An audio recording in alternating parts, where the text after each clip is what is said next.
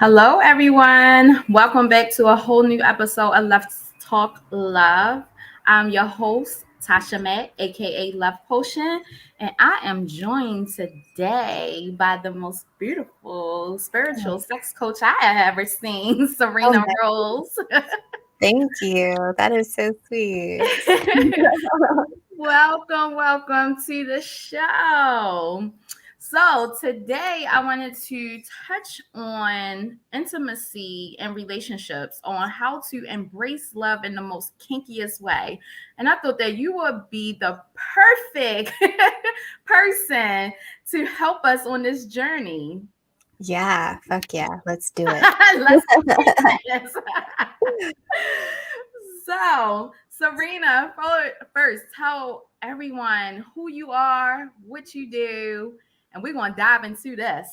Yeah, definitely. So my name's Serena Rose, and I'm spiritual sex coach on Instagram, and I embody that in my life too. Everything is connected. There's so much healing that can happen through sex, through kink play. And I am a sex and relationships coach and vulnerability expert. Ooh. I help singles and couples embrace intimacy, communication, themselves, and their kinks in a way that feels really good. Yes. So, what made you? Because I'm a love coach and I want to do the sex part too, but I'm also looking into getting my marriage and family license, therapy license. So that's a whole new ball game. But what made you go into this particular lane? So I feel like, gosh, I've been a sex and relationships coach for a really long time and I just didn't know it. I had a background of being a hairstylist. So I used to own my Oh, so own. everybody coming in with the tea. Yeah, exactly. So, everybody gets their hair did. So, you tell your hairstylist everything. And it wasn't just, oh, I'm going to go get my hair cut. It was an experience and a journey that I provided for my clients. And so I've been giving sex and relationship advice behind the chair for a really long time. And when I turned 30, owned my own studio, I always invested into my business. And I'm like, I've never been out of the country. I want to invest in myself. So I purchased a couple of retreats and hired my first life coach and just took a sabbatical, shut down the space for a couple months, traveled, went super deep into my journey. Okay. And I met my now boss. I work for a company called Sex and Love Co. at the very Oh, first retreat that I went to. And when I met, it's a married couple who owns the company. And so I met the husband at that retreat. And he shortly after met his now wife, Alexa. okay. And when I met her, I said, I think I'm going to work with you, but I'm not ready yet. So I was doing my own healing and wasn't ready to open up sexual healing and embracing that part of myself. It's something that when people do personal development and self growth, they typically save the sex stuff for last because there's so much taboo and Right. it's can be heavy, especially if there's trauma and stuff involved. So and it's a very vulnerable thing. It's one of the most vulnerable things that we can do is have sex. So yeah, everybody has their own timeline with that, but I wasn't ready. And then I was. And so I hired my now boss. I went through a couple of her programs and very easily made the transition from being a stylist to being a sex and relationships coach. I love it. So healing, let's talk about that. So you said that you wasn't ready yet because you wasn't fully healed. So you want to touch on what that was and how that looked like? Yeah. So I wouldn't say, oh, I'm healed, like everything, I'm Right, good yeah, now. because we all know that that's a process all in itself. I don't Absolutely. think that anyone can fully heal. It's a continuous thing. Yeah, it's layered. So our capacity to hold our trauma and our pain grows. So we're able to hold it more and it doesn't consume us as much. along the way. So that's how I view trauma, is like our ability to hold it gets bigger as we heal more and more and more. Um, so the journey for me with healing, I had a very troubled childhood. And so there was a lot of emotional unpacking that I needed to do before I could even touch the sex stuff, because I'm Right. also a survivor of sexual. So I just needed more time. My nervous system wasn't ready. Um, and I'm really happy that I gave myself the time that I needed before opening that up. And that's good that you acknowledge that, you accept it, and you dealt with it. Because so many people, like, this is what this platform is about, like telling people journeys from the healing to what's now. But so many people skip that healing process, which is very important. It's painful but important, and is kind of ironic that you took your trauma. It's not ironic because I did the same thing, but you took your trauma and you now is embracing it, and you're teaching individuals about sex and love and how to make the two work. Why do you think that people are just so fearful about talking about sex so openly, especially with their partners? That's the strangest part. Like, we're just so scared to just blurt Mm. out what we want. I mean, everyone's reason for being scared can look different. Right. So I think an overarching answer that I think a lot of people could relate to would be just fear of abandonment or rejection. Those would probably be the most common ones. And also, we weren't given the tools to communicate about Right. sex. We were barely taught about sex in general. No, And we was not. yeah, yeah, and we most certainly were not taught how to explain our desires and our boundaries, and to ask for the things that we want, or maybe even how to discover our desires, you know? And so sex also carries such a taboo in our culture, Right. and everybody's doing it though, and sex sells. And so it's this weird, like, back and forth dynamic within, like, people want to talk about it, but they don't want to talk about it. Yeah. It's, you're attracted to it. Obviously, people listening to this show, they want to talk about sex. So thank you for being here, and being brave and listening and opening those doors for yourself, because I've learned on this path that how we show up in the bedroom mirrors everywhere else in our life. And I'll give an example of this. Okay. So if you go into having sex and you're like, I just want to get it over with. I just want to get it over. I'm just like pleasing my husband. Like, okay, when are we done? If you have that attitude and thought process, I bet you're showing up that way everywhere else in your life. Like, I just want to get it done. Right. I just want to get it over with. I don't Yeah, even care. yeah, exactly. So there's so much that we can learn about ourselves through how we show up in the bedroom, and how energy moves through our bodies, and through our hearts, and in our lives as well. So, I love that. Yes. Well, I know I'm very open about sex, probably too open. I do think that is one of the most important aspects of a relationship. I do think that you have to have some type of chemistry, not just like, that connection. I was talking to my partner about you actually bringing you on the show, and we always get into these little deep conversations. love And that. then yeah, and he was like, I was like, it's just amazing how many partners lose interest in each other sexually, and that be really their downfall of their relationship. And I was just telling him, like, we never lost that, and we've been knowing each other for 25 years now. But Mhm. I was telling him, like, we can be in the room and he can be across, and I can just feel that energy. Like, and I said that, and I feel bad for people that could never or would never experience that type of connection, because I think that connection is powerful. Yeah, I agree, and meow for you guys. That's hot. Yes. Yeah, I'm so happy for you that you get to experience that, and, it's layered, so a lot of times for women especially, but for men too, we need to feel safe to Right. open up and to even scientifically, like, our vulvas will not open if, like, we're not feeling it. Um, Hmm. there's tension there. So it actually takes, it can take 10 to 30 minutes for our vulvas to actually open enough to Really? receive penetration. So Yeah, that's even the case when you're like stressed.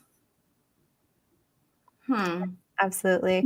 So it's layered, and so I think there's a lot to that can get in the way of accessing chemistry and passion. And so, like, for me, that's why I needed to take the time and the space to do my emotional unpacking before I could even open up the door for, the sexual healing and sexual Right. development part of it. But I know now that you can heal through sex too, and through Really? and through kink play and things like that. Um, I'll give an example of this too. Okay. So, my childhood, as I said, was very challenging, and I endured a lot of physical and emotional abuse, and I never got to talk back. I never got to, like, throw temper tantrums because if I did, then more abuse would Yeah. happen. Right. And so I didn't do that. I wasn't able to access my inner child brattiness. And so in the bedroom, if I want to embody being a brat, which is one of the DS dynamics, which is Dom sub dynamics. Mm-hmm. So there's brat and brat tamer. Mm-hmm. I get to be a fucking brat and, like, just be so bratty and just get it out. And it's incredibly healing, and it's such a reclamation of my power and my inner child. Hmm. So I see you post a lot about kink play. I know a little. Did the Lord test? Oh, I was a little. good. I did. I did the test, I love that. and because I was curious as to where I felt, but I wasn't surprised by the results. So explain to the people out there what the DS is DSM, right? Or DS, it's just DS? Yeah, so BDSM is what BDSM. I Okay. think you're going for. So, that's bondage, discipline, dominance, submission, sadism, and masochism.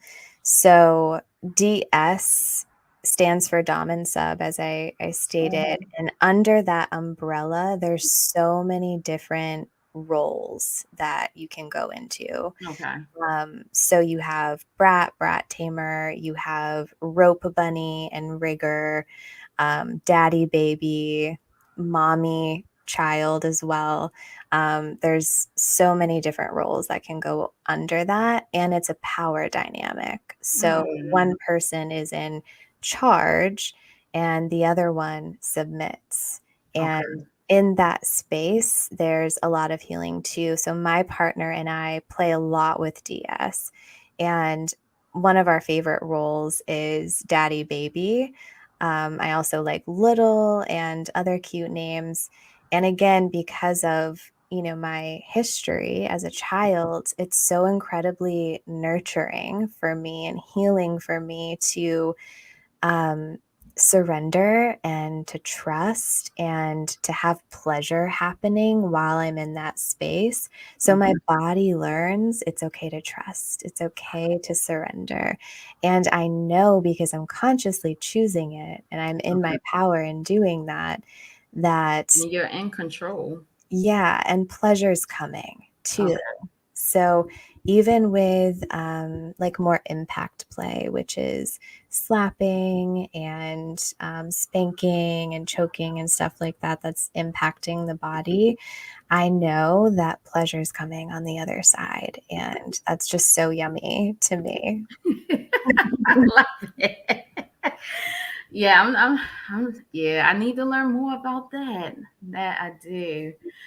So I saw you mentioning monogamous, Mm-hmm. and I was like, Monogamish. mish, Yeah. yeah. Mish. And I was like, and then I read the definition that you had posted, and I was like, huh, this is intriguing because I see me in that category. And like, me and my friends have these conversations a lot because like we'll have these hypothetical conversations like girlfriends do, right? So Mm-hmm. like the one question that always come up, like, if your partner cheat on you, would you be upset? Would you leave? And I'd be like, no. And then they would look at me like, why? And I'm like, because that's not considered cheating to me. And then when I break it down as to why I don't consider that cheating, because we all know men and women are different when it comes to sexual encounters. So with men, like, I think their emotions are not involved. Like, they can go out there, do their thing. They're five females. We're kind of emotionally attached to that intimacy. And that's how I explain it. So at the end of the day, I know my partner, like, if he decides, then 9 or 10, I know. And then secondly, it won't even bother me because I know where his heart is at. That's why I say I think that I fall under that mahogany mish Mm-hmm. Yeah. title, because it's like it don't, that right there don't phase me at all. Yeah. So monogamish, for those who are listening and it's like, what the fuck is that? I don't know what that is. Um, Basically, monogamy is just one partner and it's one partner for life. So, monogamish is you have that partner, but you also have agreements and boundaries um, that gives you the ability to explore outside of that one partner. And that could look different for everybody. And so, it sounds like for you guys, you know what your agreements are, and something that I think a lot of people get confused when it comes to more open relationship styles is that it's not that cheating cannot happen. And that's not actually true, because if you guys set an agreement and then that agreement gets broken, Exactly. then it's cheating. Right. So, does that make sense? No, no, that makes it, because I do have like, kind of, what are they like, maybe Standard? disclaimers, or Like your standards, like yeah, your my your standards when it, expectations, your yeah, yeah. like the bullshit I'm not going to tolerate, kind of sort of thing. So I do understand that. Yeah. But I love how, because the whole Will and Jada thing, that have gotten blown way out of proportion. People just have been way into their business. And I'm a big fan of their relationship, because you know what? They're living out loud, they're living in their truths, they give no fucks, and I love it. That is like relationship goals to me. And I tell people all day long, like, y'all don't know what the agreement are between them. You don't know what goes on with them. So, and my, like, me looking in, you can tell that they've been doing this for a very, very long time. It's just that now they got someone in the picture that wanted to run their mouth, and Mhm. then it just blew all shits out of the water everywhere. And it's like, all right, now they look like the bad people. And in all reality, they probably been doing this shit for years, Mhm. and they've been doing them, and they've been being happy, and they are okay with this. And I love that when it comes to a couple. I love that they're living in their truth and they actually know what they want. Yeah, and I bet you that the people that are running their mouth and are all up in their business, they don't know what they want.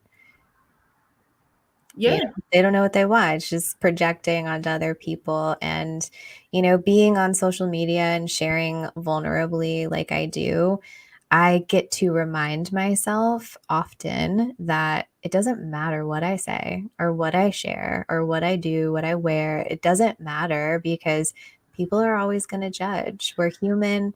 It takes less than a 0.01 second to have a judgment about somebody. It just happens so quickly. It's going to happen. Um, and someone's always going to have something to say. Yeah, that is true. I'm learning how to just tone out everything and just continue doing me. So I know that you got married not too long ago. It's been a year. Congratulations. Thank you. We just celebrated a year, actually. Yes. So how have that been like for a person like you that obviously been living in her truth out loud for all this time and you're a whole wife now? Yeah. It's been really challenging and Okay. really beautiful at the same time. We have a way of pushing each other's edges. Mm, So, like his window of tolerance and mine, and like our areas of comfort and discomfort, like I push him to his edge and he always pushes me to mine. So there's a lot of expansion and growth. And I like to reference us and many others as divine mirrors. mm, So we are each other's divine mirror. Like if he needs to see something about himself, he's going to see it. And it's the same way with him to me, too. Even when it comes to exploring opening our relationship and exploring kink play, there's expansion and growth and lessons to be learned. And the reality is that we see a lot of couples on Instagram and they're just, so happy and they're doing good and he's like, no, whatever. that fucking fairy tale ending. Right. Yeah. And that's not real. Like every relationship has its shit. Yeah. And that's what I love about being able to show up and to share my journey. And my bosses are the same way too. Like you would see their pages and think, oh, they're great. They don't have problems. They never fight. They probably have like sex swinging from the chandeliers and, everything's great, but it's not. Like Right. they fight and Right. we fight and we grow and we learn. And we always come back to each other. So I know that the first year of marriage statistically is one of the hardest years of That marriage. is the first five. The first 5. Oh, fuck. And I used to, because when I got married, they said the first year was like the honeymoon stage. I Mm, didn't experience honeymoon. yeah. I don't know about you. No, not Yeah. me either, but, this COVID Oh situation has yeah. So definitely. yeah, y'all did get married through COVID. Yeah, Huh. it's I could not impacted. even imagine. Yeah, it's impacted our relationship on many levels. I just said to him the other day, one of the strangest things about our relationship is I don't know like your family and you don't know my family because my family lives in other states and Hmm. yeah, his family doesn't socialize as much because of the COVID stuff. Right. So yeah, if I saw like his cousin on the street, I wouldn't know who they were, what they looked like, Wow. so it's interesting, but, I wouldn't change it for the world. How long did y'all know each other before y'all got married? We knew each other for a little over a year before we got married.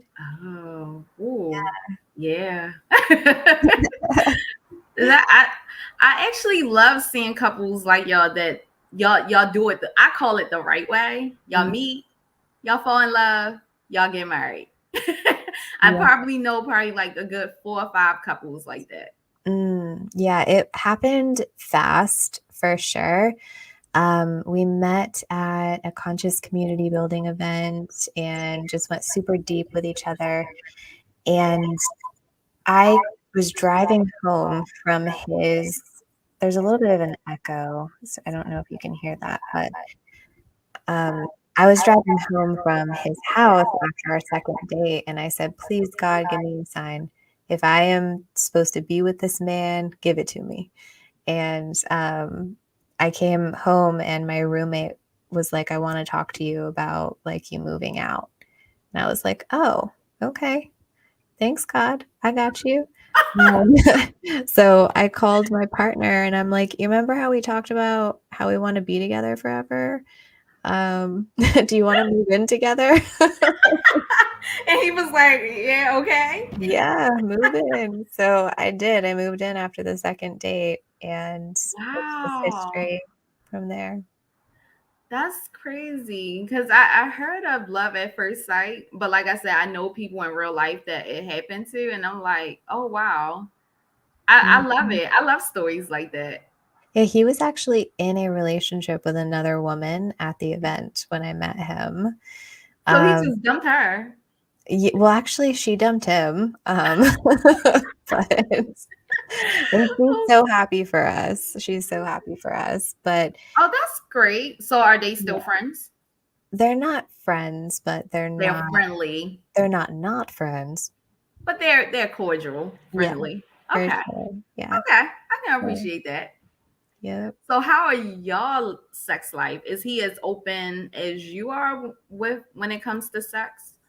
Yes, definitely. I would even go as far as saying he's more open than I am because I'm still healing and learning how to feel safety and pleasure Okay. in my body in new and exciting ways. Okay. Um, trauma, like we said earlier, it doesn't just go away or not just healed, it's still there. And so yeah, I would say he's even more open than I am when it comes to sex. So how do you plan on keeping that spark? Because as people stay married and been married for a long time, sometimes that spark just disappears. So what would be your advice to newlyweds, Mhm. honestly? Because you can give that insight now. Yeah, I would say number one is communication. So we actually have every 6 or 7 weeks, we sit down, we have it on our calendars, and we have a conversation about our sex life. Like, is there, Really? mhm. So what that conversation entails? I'm It's just taking notes. it's just like, is there something you wanna try? Is there something like a fantasy that you have you wanna explore? Oh, Do you want more of something or less of something? It's just an open and free space that we carve out to have those conversations, which typically people have conversations about sex when they're in the bedroom or in the heat of the moment, like, "Hey, I right. didn't like this thing," or "Can you do this?" And so, the having a conversation outside of the bedroom, outside of the heat of the moment is just a Right. completely different structure, Okay. and there's not as much pressure and emotions are not high, so we're able to go there and to say things that maybe we wouldn't feel safe or comfortable doing in the bedroom. So, communication for sure. And we're both experimentalists as well. Okay. So, trying new things, exploring new things with myself, exploring my body and my desires, and knowing what I like more and more and more, and also doing those things together as well. So, we have a semi frequent outing to a swingers club that's nearby every so Okay. often. And the thing with that is you don't even need to go to a swingers club and have sex. You don't need to swing. You can just go and there's Observe. yeah, there's sex on the TVs, there's people having sex around So you. you can just sit and watch. Yeah, it's a sexy environment. And Ooh. so yeah, and that is voyeurism, so just watching. So Okay. that's on the kink test that you took. Oh, that no, yeah, that was on it. Okay.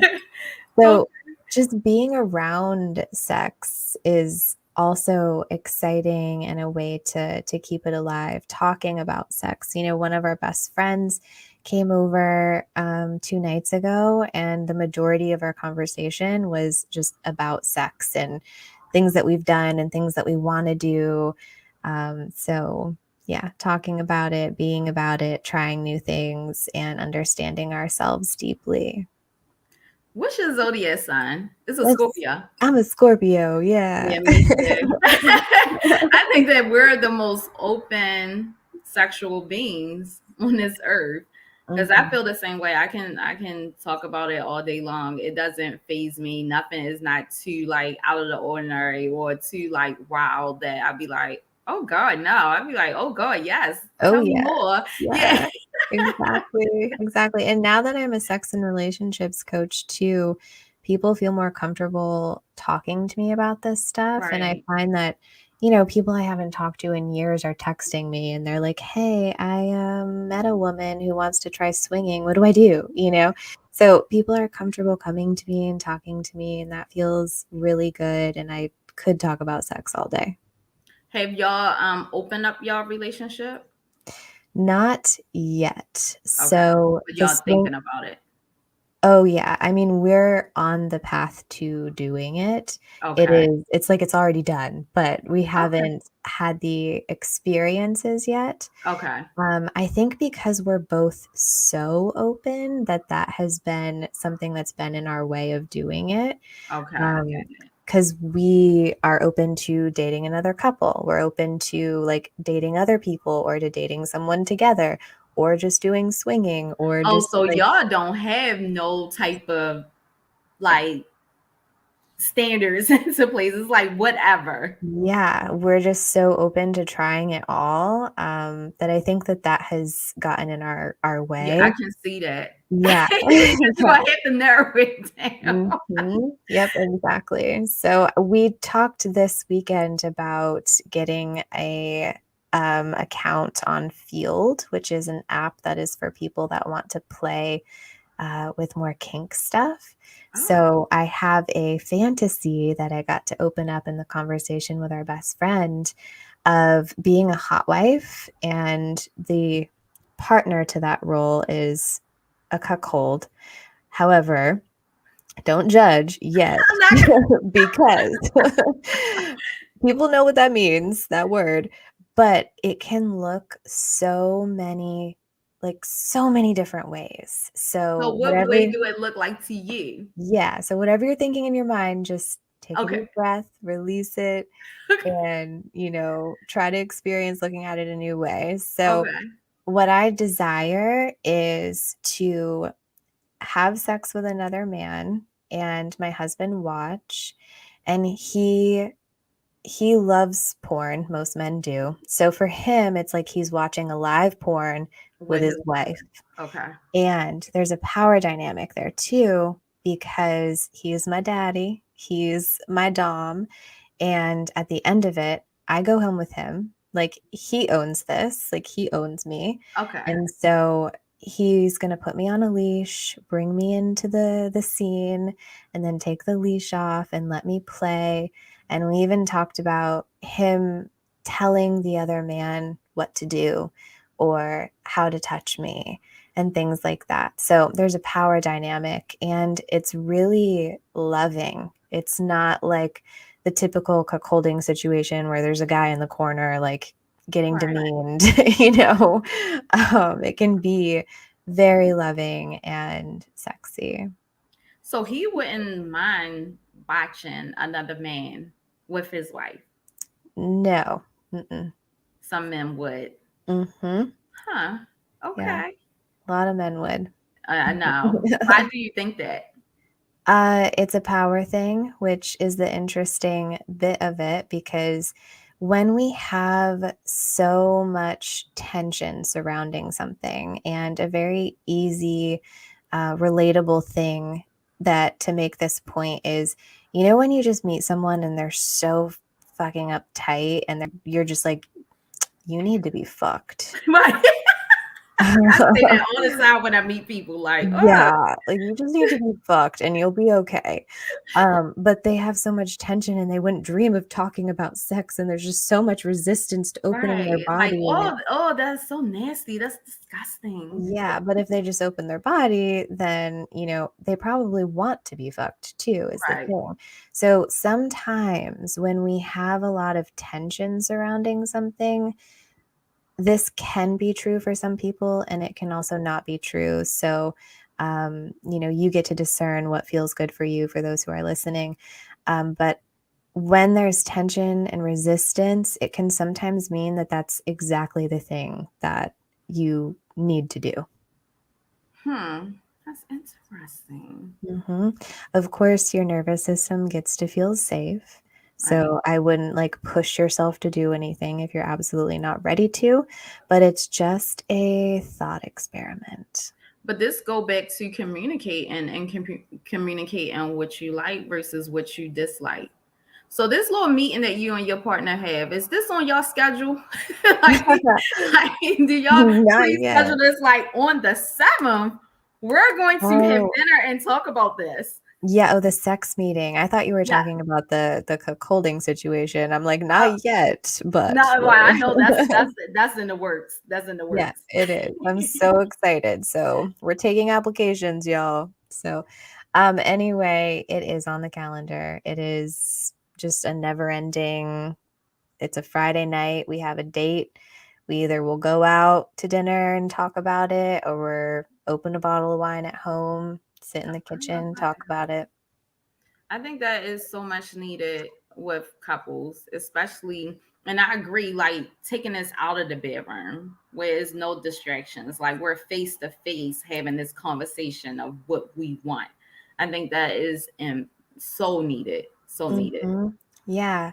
And it's just giving yourself and your relationship and your partner the gift and the opportunity to speak something that maybe they need to speak or want to speak and don't know, when do I bring this up? How do I bring this up? And something I love about vulnerability and practicing it and embodying it is it just feels so good to name things. So if you don't know how to bring something up or start a conversation, you can simply just say, name it. You can say, I don't really know how to bring this up, and I feel really nervous. Right. Just naming what's true for you and then bring it up. Hmm. That's a good, because vulnerability to me is that scares me. Like I'm still struggling with the vulnerability part. I think more so because I'm afraid of getting hurt, however that may look like. So when we talk about vulnerability and being vulnerable to our partners, I'm like, oh no, I'm never gonna give him that power over me, right? And then I'm like, okay, Tasha, tone it down a little bit, like, because I do feel safe with him. So in order to, when you feel safe, you should feel vulnerable, and I'm missing that piece. So Hmm. and that's the part of my healing process, trying to Hmm. get that vulnerability. Yeah. I think, are you open to me just giving you some simple advice? Yeah. So, what I would say is just how can you push your edge a little bit?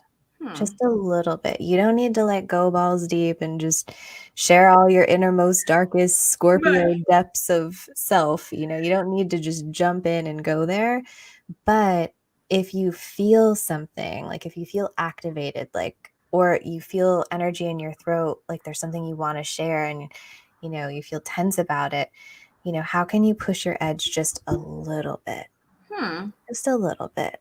Like, hey, there's something I want to say.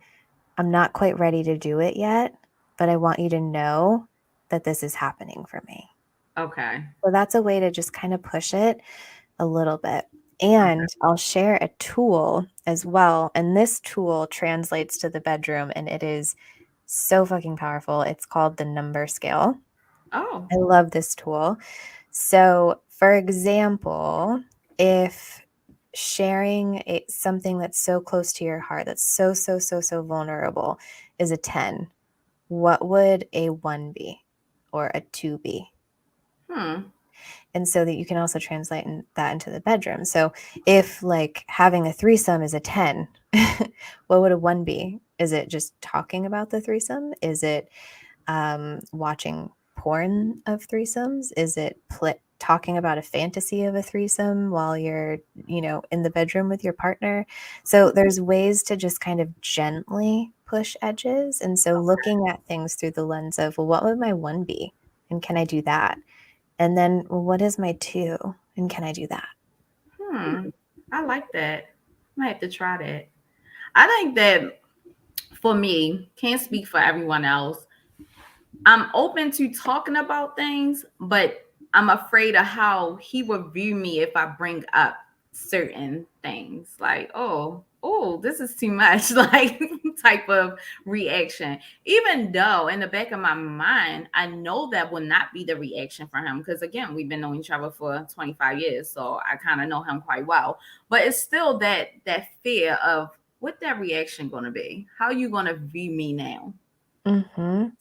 Yeah, and unfortunately, we can't control other people unless you're in a DS dynamic and everybody opts in, then you Right. control the shit out of them. But yeah, we can't control other people. And so whatever reactions or responses people have to vulnerable shares is their own to have. That's true. Yeah. Huh. And I think when it comes to vulnerability, that the deeper we allow ourselves to be seen, then the deeper people will see us. Hmm. And the more honest that we can be, like, hey, I don't actually like this, or whatever it is that you want to share. That is the highest form of love that you could give to someone, is like being in your truth, being authentic, saying what you truly feel, because otherwise it's not your highest truth, right? So it's the deepest form of love that we can give. So if you view things like that, like, oh, okay, this is out of my devotion and my love for this person, I'm going to feel uncomfortable for a second. Mm, I like that. This is deep. Huh. This is so deep. It's the spiritual part of my spiritual sex coaching, Yeah. So where's the spiritual part? How do spiritual and sex go hand in hand? Every single way possible, because everything is connected to sex, right? Like I said, the mirroring. So how we show Right. up in the bedroom is how we Right. show up in the world, and everything is spiritual. Like, Hmm. we are spirit. Spirit is here. It is moving through us. Everything is spiritual and everything is sexual. We are sexual beings. We are spiritual beings, and it's all connected. Everything's connected. And Hmm. so I got to a space in my journey and in my life where I realized how connected everything was. So for me, my spiritual development, my personal development, I wasn't connecting it to sex. They were separate. Okay. And then I realized that it's all connected. Like, every choice that we make impacts and radiates out and impacts other people and impacts our future. And so That's true. energy is always moving. It's all connected. So it's very vague, but to answer your question, it's already connected all the time. I got it. You put it in that perspective, so I got it now. Huh. Okay. Mhm. So, Another way that it could connect that would make a lot of logical sense for people is through tantric practices. okay. So, have you heard of tantra before? No.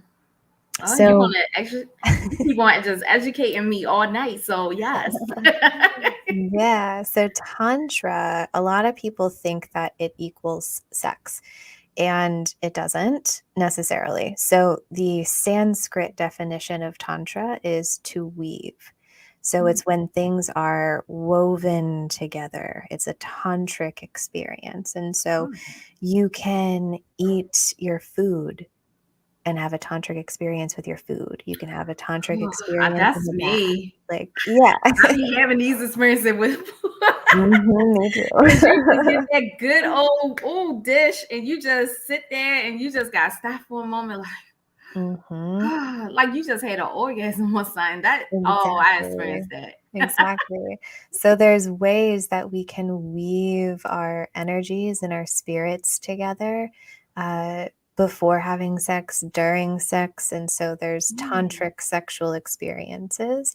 Oh, So a tantric practice could look like eye gazing before you have sex, and that's it, and that's so simple. But it's a way to weave your energies together more deeply so that more pleasure is there, more passion is there, more connection, intimacy, and all of that. I love that. I have to try that. We are at the portion of my show where I do something called the love triangle. Yes, I'm so excited. So, I shoot out questions. Got 30 seconds to answer. Okay. All right. So, first question. What's the dirtiest thought you ever had about a total stranger? Wow. I just being a Scorpio, I've had so many dirty thoughts. I'm just trying to sort through I them be right thinking that now. all we do is think there. Yeah, I mean, probably so I'm a switch, and so I'd say probably just thinking about like pegging someone or Oh, yeah, I think that's probably the dirtiest thought that I've had. Like, oh, I would peg the shit out of you. You teach you a lesson. I love it. Have you ever masturbated in a public bathroom? No, I have not. Oh, really? Yeah, interestingly Huh. enough. No, Huh. not yet. That's Not my yet. final answer, not yet. Not yet. But I have done it in the car, I mean, I've done it in the car. in a Starbucks drive-through. So Oh, in the drive-through? Wow, getting I was the coffee? passenger, not the You. driver. Oh, and he was watching. Are you? I love it. Have you ever had sex with someone whose name you never knew? Yes. Yeah. I can't judge because I think I have to. Or I just can't remember the person. It was like, whatever. Exactly. In your opinion, what does it mean to be good in bed?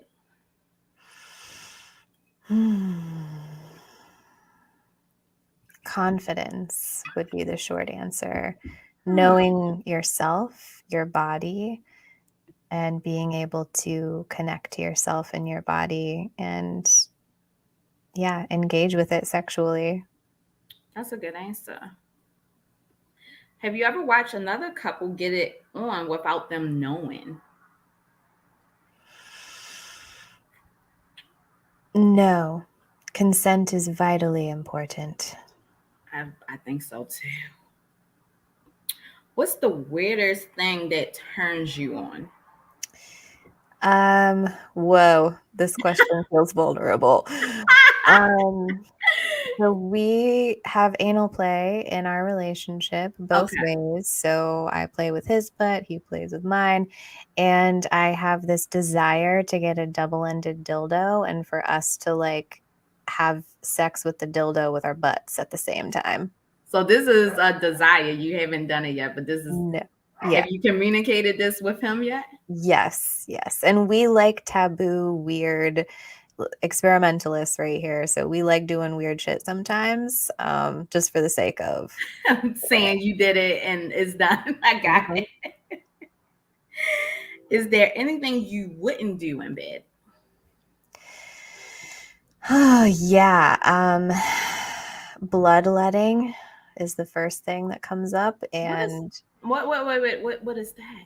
so it's a kink actually, and I'm not shaming it. It's just not for me. It's Okay. when people will like cut themselves or like let Oh. blood drip or they use blood for play while they're having sex. Oh, It and doesn't do it people for me. actually do this? Yep. Oh, that's like some vampire shit. Yeah, grr. Oh, okay. Learn something new. Can you let the people know where they can find you, how they can reach out for services, all of that good stuff? Yeah, so the best place to find me would be on Instagram. I'm spiritual sex coach, and I have a link tree in my bio, so it's super easy. I have resources on there and links on there to my podcast and to work with me. I saw that you advertised that you was doing sex coaching classes now. hmm So is that in process or Yeah, how often do you do that? so the company that I coach for, and I'm also projects manager, Okay. Sex and Love Co., we have a program called Sex Coach Prep School. wow. might be something that you might be interested in. Ah, yes, I might Yeah. have to look into this. Yes. So it's a 20-week program Okay. for women who are ready to educate and take it to the next level. So the first trimester is all sexual education. You get to do the work because the deeper that you go, then the more you can show up, and we can only lead our clients as far as we have gone ourselves. And so, I believe that. yeah, that is just such an important part. The second trimester is all about coaching and how to show up the best as a sex coach. And then the Okay. third trimester is about marketing and more business stuff and how to actually do the things like on social media and Okay. to improve your following and that kind of thing. And it runs twice a year right now. Okay. So the first session I already missed. Yeah, we actually we just started the second trimester Okay. for this round, and we've had people sign up for the next round, which will be in the fall. So Okay. that's I'm gonna in look my out for bio that. as well, I think. But if it's not, Okay. I'll make sure it's in there. Okay, I'm gonna look out for that because I think I am interested in this. Yeah, do it. Well, thank you so much for joining me today. Um, gonna do my love potion of the day. To love is to embody who you are from the very beginning. Never be embarrassed or ashamed of who and what you want. Be free, be wild, be proud, and for God's sakes, be honest with yourself. Mm, Remember, fear is what keeps you from living the lives we are meant to live. If we continue to live in fear, we will never truly love. mm. Thank you, Serena, for So joining me fitting today. for our show today. I love Yes. that. Mm. Thank you, Serena, for embracing all of your love with me today. Y'all guys, you know where to catch me. IG Love Potion 2.0. Let's dot talk love podcast on IG. Let's talk love on Facebook. And until next time, I'm not here next Sunday. It is spring break, but I will be back the following week with a whole new episode. Thank you all and continue to spread love.